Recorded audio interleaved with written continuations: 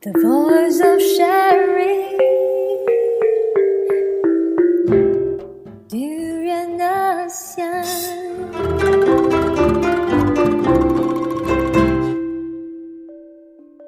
Hi, this is your host Arlene at the Durian Heat, where we discuss critical issues from Southeast Asia.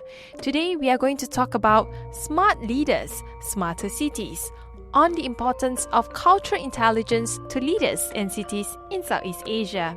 What makes a city smart? That is a question that is in the heart of every policymakers and city builders. It all starts with great leadership. But what makes a leader great? The answer is cultural intelligence. Beyond having a higher IQ and a deeper EQ is being able to work anywhere with anyone, together solving the challenges in the 21st century.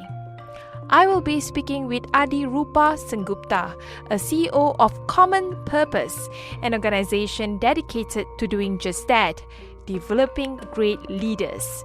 In this segment, Adirupa talks about Common Purpose and the ASEAN Leaders Program, which aims to build innovative leaders in Southeast Asia. Monday Morning Matters. Perspectives From Southeast Asia.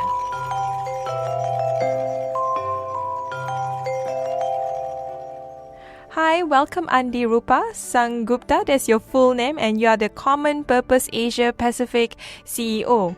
So first of all, I want to say welcome to Durian ASEAN. Thank you very much, Arlene. It's a pleasure to be on this network. So on today's topic, smart leaders and smarter city, we are going to dwell deeper into the ASEAN Leaders Program. In particular, we are also going to talk more about what is actually common purpose and what makes a great leader. So first of all, perhaps a bit of introduction about yourself. Thank you, Arlene, and delighted to be talking to you. So my name is Adirupa Sengupta. Everybody calls me Adi. Mm-hmm. I'm the Chief Executive of Common Purpose in the Asia Pacific region, which is one of our fastest growing regions in Common Purpose. I am responsible for all our work, that we do in right from Australia through to India. And based out of Singapore, but I'm responsible for covering the whole piece. Mm-hmm. I've been with the organization for about 15 years now. And most of the time you are based in Europe or UK. That's right. I used to be based in out of London, but I used to cover a lot of other parts of the world from there.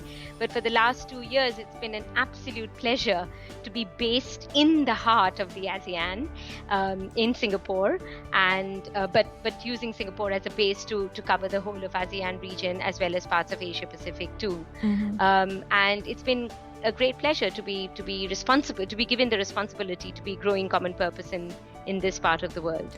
So why Common Purpose decided to have a chapter in the Asia Pacific? Well, the interesting thing is Common Purpose has had a presence in Asia for a long time, even before I moved here. So, for example, we started Common Purpose in India almost about 10 years ago, and it's growing from strength to strength in India. We also have a presence in Hong Kong. For a long time, close to about 6-7 years now. So it's not that my move to Singapore was not that we were new to Asia. We kind of had a sense of what was going on in Asia, and we have a lot of alumni of Common Purpose who have sort of benefited from our programs, who kind of live and work in Asia, and they've been saying to us that the impact of Common Purpose on them has been so fantastic that it would be great to kind of grow our presence in Asia. I mean, we've been running programs in China too, and through the Commonwealth Study Conference program, the CSC Leaders Program, we had been covering a lot of the Asian countries. So the move to set up a bit of a base out of Singapore to grow our presence in Asia was driven by what we were doing already, and to help take it to the next stage. But it was also to respond to some of the needs in the market that we knew we could not do with a senior person like me sitting in London. I see. Asia is a lot about relationships. Asia is a lot about personal contacts and connections, and it's about connecting with people at a personal level and building trust and relationships. And it really needed someone like me to move here and set up a base in a place like Singapore. It could have been anywhere else, but we chose to make it in Singapore and to really grow our presence here. And we have not looked back since. Definitely, Singapore is the heart of Southeast Asia. The word common purpose is quite clear. It's about finding a purpose among people from different backgrounds. But what exactly common purpose do, if you can summarize it? Yeah, well, that's a difficult question. It's hard to quite summarize common purpose, but we should be able to do it. So common purpose is, at its heart, it's an educational organization. It is absolutely passionate about learning and development. The educational programs that Common Purpose runs is about leadership.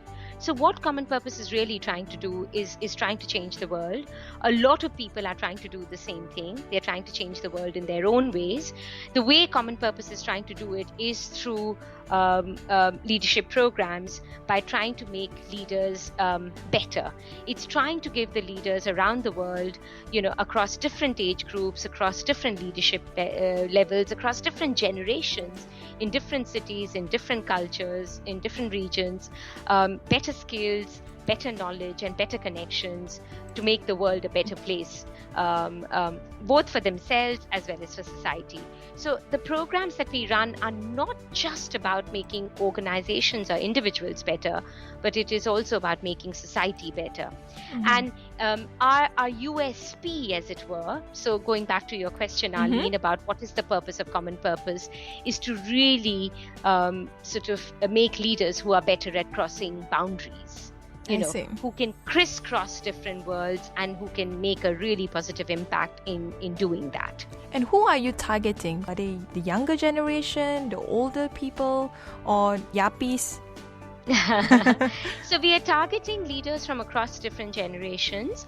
The bulk of our effort really concentrates between this range, university students on one hand, right up to people who are very, very senior in terms of their leadership roles and responsibilities. So you have tailor-made programs for them.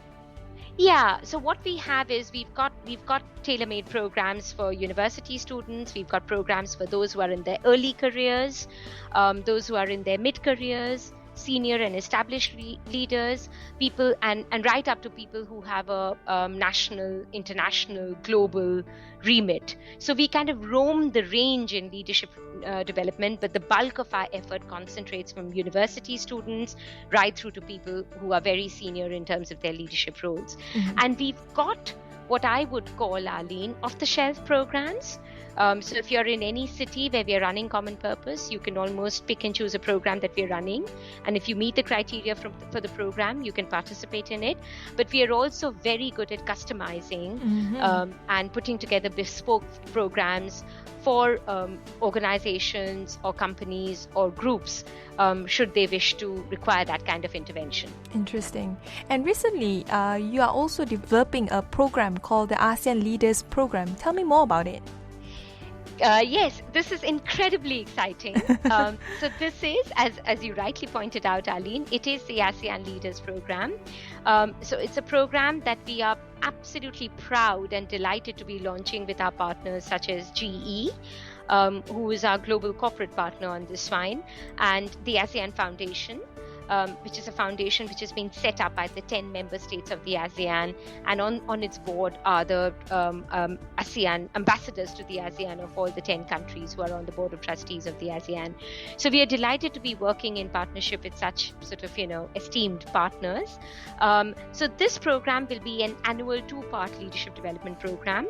It will bring together senior leaders from all the 10 countries, from all walks of life, not just the business sector or the public sector or the government, but all walks of life, private, public, not-for-profit. They will come together, and there will be a challenge at the heart of the program that the participants who will come on the program, they will work on it.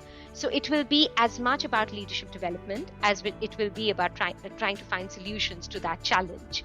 The aim of the program, Arlene, is to really build strong connections, share knowledge, and develop what Common Purpose would call cultural intelligence. Oh, cultural intelligence. Yes. What is it cultural exactly? Intelligence, which is the ability to really cross divides and thrive in multiple cultures. As we know, the world is becoming incredibly complex these days, and leaders, if they are to lead effectively and have a bigger impact, have to be able to lead across different divides.